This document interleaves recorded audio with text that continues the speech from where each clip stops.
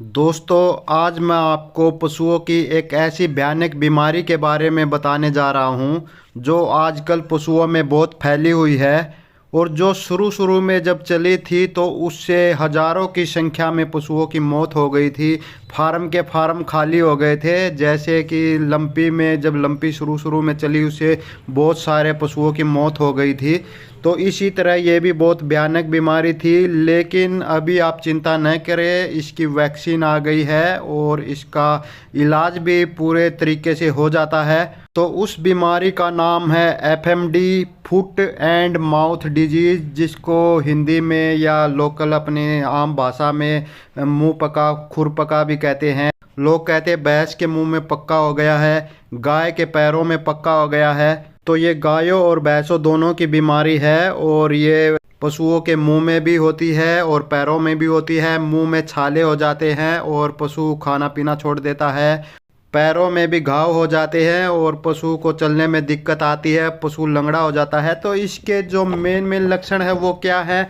जैसा कि मैंने अभी बताया, पशु के मुंह में छाले हो जाते हैं, खुरों में घाव हो जाते हैं, चलने में दिक्कत आती है, खाने पीने में दिक्कत आती है, कमजोरी के कारण पशु खड़ा होने में दिक्कत करता है, पशु को दर्द होता है, मुंह खोले रखता है, पशु मुंह से लार टपकती रहती है, पशु सुस्त हो जाता है और जो उसका टेम्परेचर है वो भी हाई हो जाता है, शरीर व कान गर्म हो जाते हैं।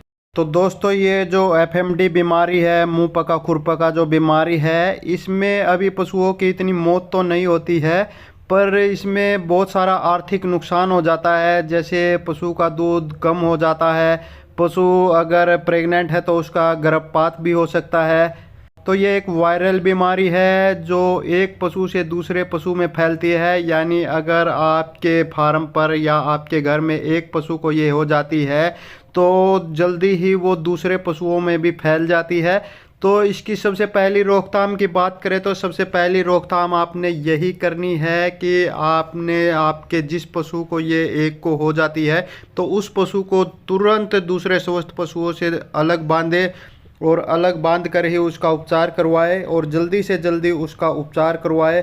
तो उपचार की बात करें तो सबसे पहले तो आपने इसकी वैक्सीन आती है जो सरकार फ्री में लगाती है हर पशु को। तो सबसे पहले आप अपने नज़दीकी भी सरकारी मेडिकल में अस्पताल में जाए और वहाँ उनसे वैक्सीन लगवाए। तो अगर आप वैक्सीन लगवाते हैं तो ये जो भयानक बीमारी है ये आपके पशुओं को होगी ही नहीं। और अगर आपने वैक्सीन नहीं लगवाई है किसी कारण से और आपके पशु में ये बीमारी हो गई है, तब आपने इसका इलाज कैसे करना है, इस वीडियो में मैं इसका मेडिकल इलाज बताऊंगा और अगली वीडियो में मैं आपको इसका घरेलू उपचार बताऊंगा। दोनों से ही ये बीमारी बिल्कुल ठीक हो जाती है। तो अगर आप इस बीमारी का घरेलू उपचार जानना चाहते हैं तो इस वीडियो के कमेंट में लिखकर बताइए, मैं उसके ऊपर वीडियो बनाऊंगा और उसकी पूरी जानकारी दूंगा। तो फिलहाल बात करते हैं इसके डॉक्टरी इलाज की। तो इसके डॉक्टरी इलाज में सबसे पहले आपने क्या करना है, देखिए ये एक वायरल बीमारी है और इसका कोई फिक्स इलाज नहीं है। तो इसका सिम्टमेटिक इलाज किया जाएगा, यानी कि जैसे इसमें सिम्टम दिखाई देते हैं, जैसे लक्षण दिखाई देते हैं, उसी हिसाब से इसका इलाज किया जाता है। तो सबसे पहले इसमें क्या होता है, मुंह में छाले हो जाते हैं या तो खुरों में घाव हो जाते हैं। तो उसके लिए आपने क्या करना है, एक लाल दवाई आती है, किसी भी मेडिकल स्टोर पे आपको आसानी से मिल जाएगी, वो ले आइए। थोड़े से पानी में थोड़ी सी लाल दवाई मिला लीजिए और फिर रुई के साथ या फिर किसी कपड़े के साथ उस लाल दवाई से पशु का मुंह भी धोइए तीनों टाइम, सुबह से शाम तक। और पशु के पाँव में जो घाव है उनको भी धोइए। ये आपने 5 से 7 दिन लगातार करना है। अच्छा, कुछ भाई ये सोचते हैं कि लाल दवाई का पानी अगर पशु के मुंह के अंदर चला जाएगा तो कोई दिक्कत हो जाएगी। नहीं, कोई दिक्कत नहीं होगी, पर ये ध्यान रखें कि लाल दवाई आपने बिल्कुल नाम मात्र ही डालनी है, बिल्कुल थोड़ी सी ही डालनी है। अच्छा, अगला लक्षण इसमें क्या आता है, इसमें पशु में बुखार हो जाता है, दर्द होता है। तो उसके लिए बुखार और दर्द का इंजेक्शन आता है, निमोस्लाइड पैरासीटामोल।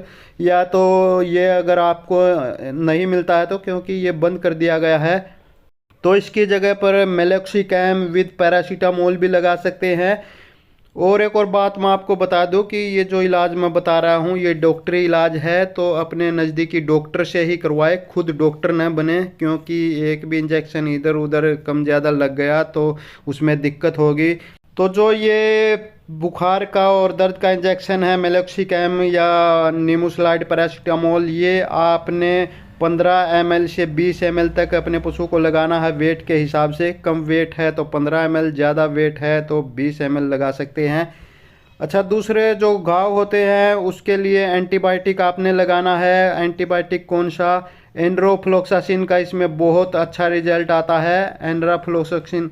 एंड्रोफ्लोक्सासिन इंजेक्शन आपने 20 ml अपने पशु को लगाना है। ये वैसे तो 1 ml पर 20 kg बॉडी वेट के हिसाब से लगाया जाता है। ये भी आपने इंट्रामुस्कुलर लगाना है, और जो मेलोक्सिकैम था वो भी आपने इंट्रामुस्कुलर ही लगाना है। अच्छा, एक तीसरा इंजेक्शन आपने इसमें एलर्जी के लिए CPM लगाना है।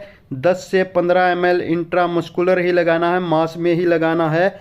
इसके जगह पर आप एविल भी लगा सकते हैं। अच्छा, जो ये CPM इंजेक्शन है ये गर्दन की एक तरफ लगाना है, और जो बाकी 2 इंजेक्शन बताए मेलोक्सिकैम और इनरोफ्लोक्सासिन वो आपने गर्दन की दूसरी तरफ लगाने हैं। अब इसमें अगला सिम्टम्स क्या आता है? पशु कमज़ोर हो जाता है, तो कमज़ोरी के लिए आपने B कॉम्प्लेक्स का कोई इंजेक्शन लगाना है। ट्राइबीवेट इंजेक्शन लगा सकते हैं जिसमें B1, B6, B12 होते हैं। ये आपने 10 से 15 ml बॉडी वेट के हिसाब से लगाना है। ये भी आपने इंट्रामुस्कुलर यानी मांस में ही लगाना है। अच्छा, एक 5वां लक्षण इसमें क्या आता है कि पशु जो है उसका लीवर ख़राब हो जाता है, वो खाना पीना कम कर देता है, तो उसके लिए आपने बेलामाइल इंजेक्शन लगाना है, लीवर एक्सट्रैक्ट। ये भी आपने 10 से 15 ml बॉडी वेट के हिसाब से लगाना है। अगर कम वज़न का है तो 10 ml, और ज़्यादा वज़न का है तो 15 ml तक आप ये लगा सकते हैं। इंट्रामुस्कुलर ये आपने लगाना है। तो ये जो पूरा इलाज है दोस्तों, ये आपने पूरा इलाज 5 से 7 दिन लगातार करना है। और एक सबसे ज़रूरी काम, इस बीमारी से निजात पाने के लिए सबसे ज़रूरी है पशु की इम्यूनिटी को बढ़ाना। तो पशु की इम्यूनिटी को बढ़ाने के लिए उसे लेवामाइसोल इंजेक्शन दे, सबकट देना है ये आपने, और 10 से 15 ml देना है। तो ये इंजेक्शन तो आपने ज़रूर देना है, चाहे आपका पशु बीमार हो चाहे ना हो। और ये जो दवा मैंने बताई है ये डोज है, ये खुराक है बड़े पशुओं की। अगर आपके छोटे पशुओं में हो जाता है, कटोड़ियों में हो जाता है, तो उसको आपने उम्र और वेट के हिसाब से कम डोज देना है। तो दोस्तों, ये तो था FMD का डॉक्टरी इलाज। अगर घरेलू इलाज जानना चाहते हैं तो उसके लिए कमेंट में लिख कर बताइए, मैं उसके ऊपर भी वीडियो बनाऊंगा जल्द ही।